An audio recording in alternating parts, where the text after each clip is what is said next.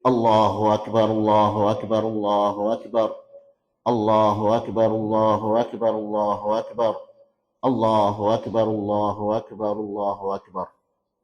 إن الحمد لله نحمده ونستعينه ونستغفره ونعوذ بالله من شرور أنفسنا ومن سيئات أعمالنا. من يهده الله فلا مضل له ومن يضلل فلا هادي له.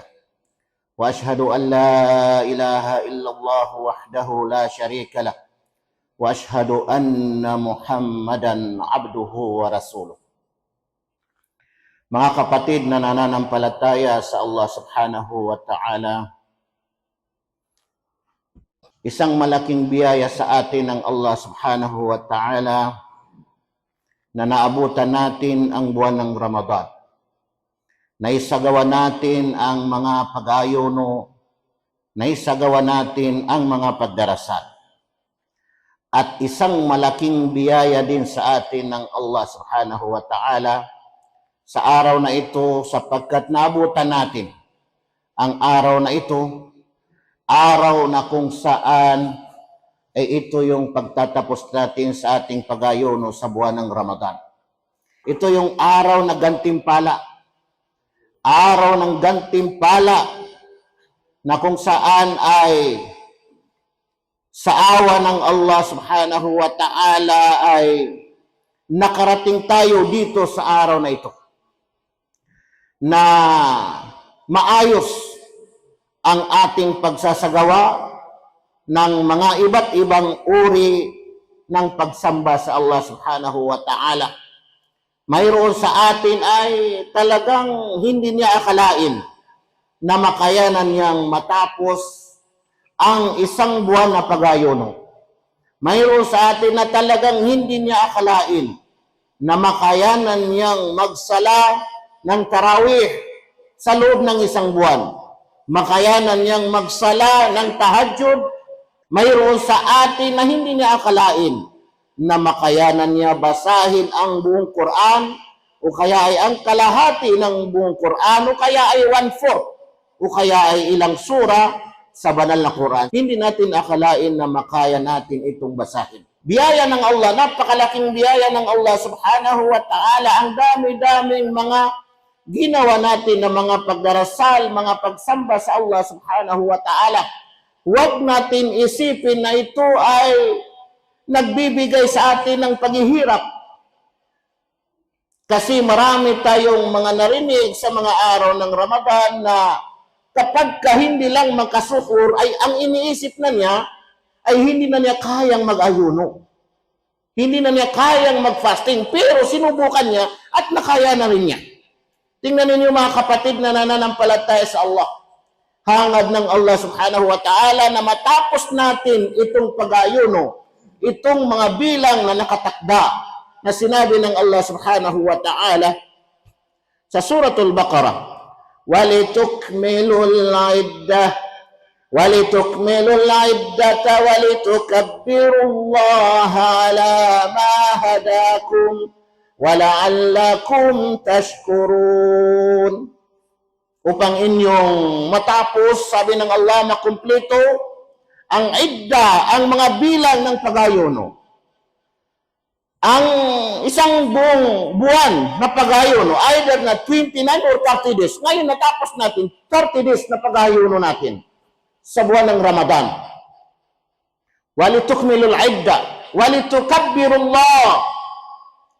At upang inyong dakilain ng Allah ang pagsasabi ng Allahu Akbar. Kanina ay lagi natin dinadakila, binibigkas. Hanggang ngayon, binibigkas natin ang pagdakila sa Allah, ang tinatawag na Allahu Akbar. Walitukmilul iddata walitukabbirullaha ala ma hadakum. Dahil sa pinatnubayan niya kayo. Isang napakalaking biyaya na pinatnubayan tayo ng Allah sa pananampalatayang Islam. Dapat ay maging proud ka sa sarili mo na pinatnubayan ka ng Allah subhanahu wa ta'ala. Kaya huwag kang magtago dahil nasa katotohanan ka, nasa liwanag ka huwag mong pilitin na pumasok sa madilim. Nandito ka sa maliwanag na pananampalataya. Ang tunay na relihiyon. Walitukmilul iddata, walitukabirullah. Lagi kang magsasabi ng Allahu Akbar. Ala ma hadakum, dahil pinatnubayan niya kayo. Pinatnubayan niya kayo. Walitukabirullah ala ma hadakum, wala'allakum tashkurun. Upang kayo ay magpapasalamat sa Allah subhanahu wa ta'ala. Hindi ba sumagi sa atin ang pasasalamat sa Allah subhanahu wa ta'ala? Enough na ba sa atin na nagsahada tayo at hindi na tayo mag-aral, hindi na tayo magsala, hindi na tayo makikinig ng khutbah? Enough na ba? Masaya na ba tayo sa buhay natin na hindi na tayo magpapatuloy sa pag-aaral? Papaano ng mga anak natin? Papaano ng mga pamilya natin? Papaano ng mga kamag-anak natin? Mga kababayan natin, kung lahat tayo ay ganyan, ang inisip natin na bahala na, ang importante Muslim ako. Hindi. Mayroon tayong dapat pakialam. Kung may pakialam tayo sa sarili natin, may pagpapahalaga tayo sa sarili natin, isipin natin ang ating mga pamilya, isipin natin ang ating mga kapwa, isipin natin ang ating mga kababayan, mga kapatid na nananampalataya sa Allah subhanahu wa ta'ala. Tatlong antas ng pag-iisip ng mga tao na kinakailangan natin ito maunawaan, mga kapatid. Unang antas ng pag-iisip ng tao ay iniisip niya yung bukas makalawa, magplano ng malawak na pagplano. Tulad ng mag-aral siya, tulad ng i-develop niyang sarili niya, hanggang sa marating niya yung pinakatugtog ng kabutihan. Magplano siya, hindi lamang para sa kanyang sarili, kundi para sa kanyang pamilya, para sa kanyang kamag-anak, para sa kanyang mga kababayan. Pangalawang antas ng pag-iisip ng tao ay kapag nakausap mo, pag nakita kayo, ang maririnig mo lang sa kanya, anong balita kay ano? Anong nangyari kay ano? Anong balita kay ano? Wala man lang kaplaplano, bukas makalawa. Wala man lang kaplaplano, kundi ang iniisip lang, ang tinatanong lang niya, anong balita? Anong balita? Anong balita? Anong nangyari? Anong nangyari? Wala nang plano, bukas makalawa. Pangatlong antas ng pag-iisip ng tao na ito na yung pinakamababa, ay meron siyang gustong gawin, pero hindi niya magawa. Bakit hindi niya magawa? Kasi nga iniisip niya yung mga tao. Baka maggalit siya ano. Meron siyang gustong gawin na mabuti, pero hindi niya magawa, hindi niya may bahagi.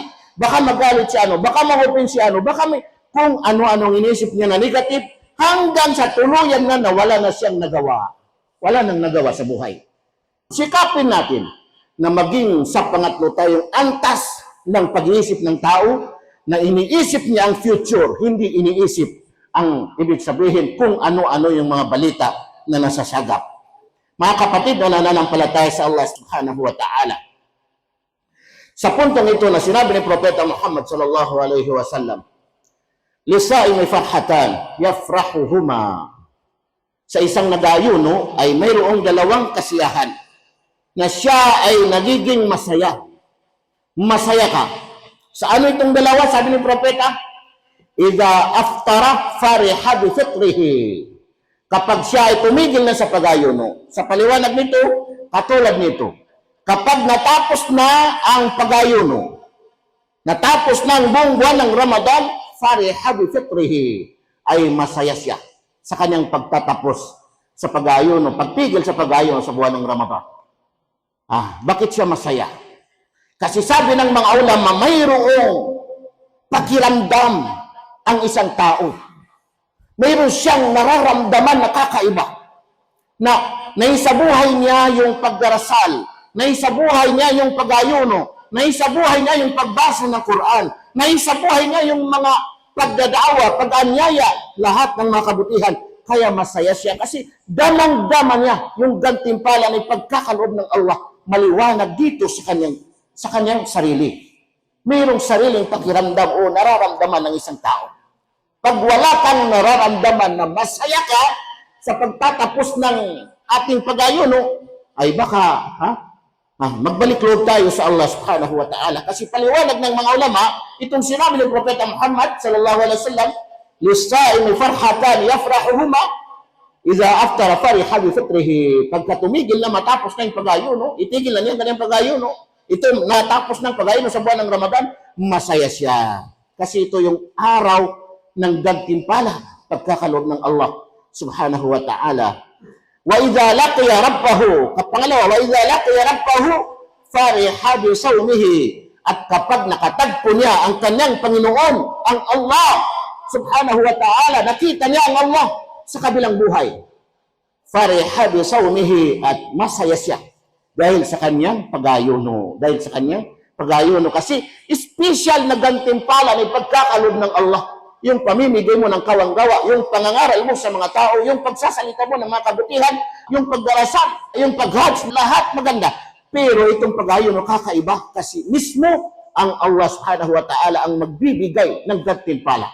Mismo ang Allah ang magbibigay ng gantimpala. Kaya masaya siya pag nakatagpo na niya, nakita na niya ang kanyang Panginoon, ang Allah subhanahu wa ta'ala. Na pagdating sa kabilang buhay, mga kapatid, sa paraiso, ay pagkakalob ng Allah subhanahu wa ta'ala na sinabi ni Propeta Muhammad sa naisalaysay ni Abu Hurairah, kalog na siya ng Allah subhanahu wa ta'ala, qala Allah tabaraka wa ta'ala, sinabi ng kataas-taasan, ang dakila, ang Allah subhanahu wa ta'ala, sinabi niya, a'dadtu li ibadi as-salihin ma la aynun ra'at wala udhunun sami'at wala khatar ala qalbi bashar. Inihanda ko, sabi ng Allah, hadithul Qudsi, sinabi ni Propeta na sinabi ng Allah subhanahu wa ta'ala, ibig sabihin ay hadithul Qudsi, inihanda ko, sabi ng Allah subhanahu wa ta'ala, sa aking mga mabubuting mga alipin, a'dadtu li ibadi as-salihin ma la aynun ra'at, ang paraiso, ma la aynun ra'at, na hindi pa nakita ng mata. Ang paraiso, hindi pa nakita ng mata ang mga gantimpala. Wala pang mga mata ang nakakita nito ng mga gantimpala. Wala udhunun sami'at, at hindi pa narinig ng tainga. Wala pang tainga ang nakarinig sa paraiso. Wala khatar ala qalbi bashar, at hindi pa sumagi sa puso ng sinumang tao. Wala pang kuro-kuro, ano mang ibig sabihin, pagpapalagay sa puso ng tao pagdating dito sa, ibig sabihin, paraiso, gantimpala na ibibigay ng Allah subhanahu wa ta'ala. Ganun katindi, mga kapatid, na nananampalataya sa Allah subhanahu wa ta'ala. Kaya tayo ay talagang dapat ay lagi natin pasalamatan ng Allah subhanahu wa ta'ala. Sabi ni Abu Hurairah, kung nais ninyo ay banggitin ninyo yung talata na sinabi ng Allah subhanahu wa ta'ala, فَلَا تَعْلَمُ نَفْسٌ مَا أُخْفِيَ لَهُمْ. Hindi alam ng tao, hindi alam ng kaluluwa kung ano ang itinago sa kanila. Napaka-special, walang nakakakita. Hindi alam ng sino mang tao kung ano yung itinago sa kanila, ang paraiso sa kabilang buhay. Min qurrati a'yun, mula sa kasyasiya sa mga mata. Kasyasiya sa mga mata. Yung titingnan mo pa lang ay talagang masisiyahan ka na. Pero walang nakakaalam nito, mga kapatid, na nananampalataya sa Allah subhanahu wa ta'ala. Kaya tayo ay nagpapasalamat sa Allah subhanahu wa ta'ala sapagkat narating natin ang araw na ito. Araw ng kung saan ay bawat isa sa atin ay tanungin natin ang ating mga sarili sa mga nararamdaman natin, sa ating mga pag-ayuno, sa ating mga pagdarasal, sa ating mga ginawa na mga ibada. Tayo ba ay masaya o hindi? Kasi hindi pwede maging tama yung kasalungat sa sinabi ni Propeta Muhammad sallallahu alaihi wasallam na masaya. Masaya yung tao. Pagka tumigil na sa pag-ayuno, masaya. Ibig sabihin, pag hindi ka masaya, ay ibig sabihin, sumalungat doon sa sinabi ni Propeta Muhammad sallallahu alaihi wasallam. Bagamat tanungin natin ang ating mga sarili, mga kapatid, na nananampalataya sa Allah subhanahu wa ta'ala. Aqulu qawli hadha wa astaghfirullah li wa lakum.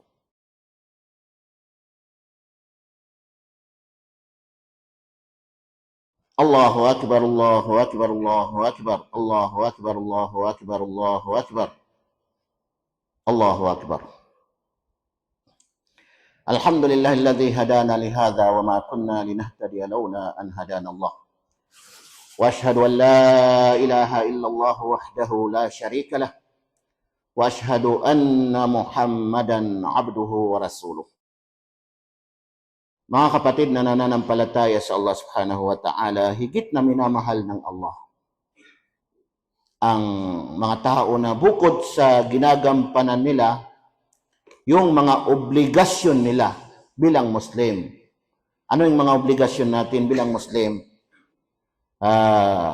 Pagdarasal ng 5 beses sa loob ng isang araw, pag-ayuno sa buwan ng Ramadan, pagbibigay ng obligadong kawanggawa pagka umabot sa isang taon o nararapat na bigyan ng kawanggawa sa mga nakaipon ng pera o kaya ay pagsasagawa ng hajj sa mga may kakayahan.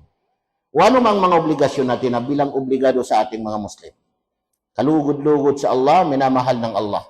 Kaya patuloy na minamahal ng Allah, yung nabanggit sa Hadithul Qudusi, na yung tao na patuloy siya sa kanyang paggawa ng mga nawafil. Ibig sabihin ng mga nawafil, yung mga kanais-nais na mga gawain. Ginagawa niya, sinisikap niyang gawin yun. Yun ay higit na minamahal ng Allah subhanahu wa ta'ala. At kabilang dito sa mga gawain na nawafil, mga kanais-nais, mga sunna, ay yung pag-ayuno after ng Ramadan, ay mag-ayuno tayo ng 6 na araw. Sinabi ni Propeta Muhammad sallallahu alaihi wasallam, "Man sama Ramadan, thumma atba'ahu 6 min Shawwal, kana ka siyamid dahr." Sino mang nag-ayuno sa buwan ng Ramadan, nag-ayuno sa buwan ng Ramadan, pagkatapos ay sinundan niya ito ng 6 na araw na pag-ayuno. Ito yung mga sunna na pag-ayuno, kanais-nais na pag-ayuno. Kana ka siyamid dahr, ay para bagang pag-ayuno ng 1 taon. Para bagang siya ay nag-ayuno ng 1 taon. Subhanallah. 1 taon na kanyang pag-ayuno. Napakalaking gantimpala na ipagkakaloob ng Allah subhanahu wa ta'ala. Yung mainam na pag-ayuno ay pag-ayuno ni Propeta Daud, si David. Mag-ayuno 1 araw, kinabukasan hindi naman mag-ayuno. At susunod na araw mag-ayuno naman, alternate ang kanyang pag-ayuno. Pero ito, mas nalagpasan pa natin pag nag-ayuno tayo ng 6 na araw after ng Ramadan, kasi 1 buong taon na ating pinag-ayunuhan. Yung gantimpala na ipagkakaloob ng Allah subhanahu wa ta'ala. Inna Allaha malaikatahu yusalluna 'alan nabi. Ya ayyuhalladhina amanu sallu 'alaihi wa sallimu taslima. Allahumma salli wa sallim ala sayyidina Muhammad. Allahumma salli ala sayyidina Muhammadin salatar ridha warda an ashabihi ridha ar-ridha. Allahumma ighfir lil muslimina wal muslimat wal mu'minina wal mu'minat al ahya'i minhum wal amwat. اللهم وفق أمير البلاد وولي عهده وولاة أمور المسلمين لما تحب وترضى. اللهم اجعل هذا البلد آمنا مطمئنا سخاء رخاء وسائر بلاد المسلمين. اللهم احفظ الكويت وأهلها. اللهم احفظ الكويت وأهلها. اللهم احفظ الكويت وأهلها والمقيمين على أرضها من كل شر ومكروه. اللهم احفظ الكويت وأهلها والمقيمين على أرضها من كل شر ومكروه. اللهم احفظ الكويت وأهلها والمقيمين على أرضها من كل شر ومكروه. اللهم ربنا آتنا في الدنيا حسنة وفي الآخرة حسنة وقنا عذاب النار. وآخر دعوانا أن الحمد لله رب العالمين. Wa sallallahu ala nabina Muhammad wa ala alihi wa sahbihi wa sallam. عيدكم مبارك، تقبل الله منا ومنكم صالح الأعمال.